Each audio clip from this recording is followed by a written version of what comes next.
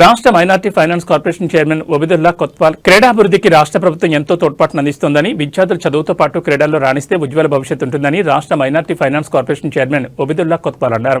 నారాయణపేట జిల్లా కేంద్రంలోని నెమనీ స్టేడియంలో గత 3 రోజులుగా కొనసాగుతున్న 35వ సబ్ జూనియర్ ఖోఖో క్రీడా పోటీలు మంగళవారం ముగిశాయి. ముగింపు కార్యక్రమానికి ఒబిదుల్లా కొత్వాల్ ముఖ్య అతిథిగా హాజరై మాట్లాడారు. 3 రోజుల పాటు ఎంతో అట్టహాసంగా కొనసాగాయని ఆయన తెలిపారు. క్రీడా పోటీల్లో గెలుపోవటంలో సహజమన్నారు. ఓడిపోయిన క్రీడాకారులు నిరుత్సాహపడొద్దని, మరోసారి గెలిచేందుకు పట్టుదలతో ప్రయత్నించాలని ఆయన సూచించారు. అలాగే గెలిచిన వారు మున్ముందు జరిగే పోటీల్లోనూ ప్రతిభ చాటాలన్నారు.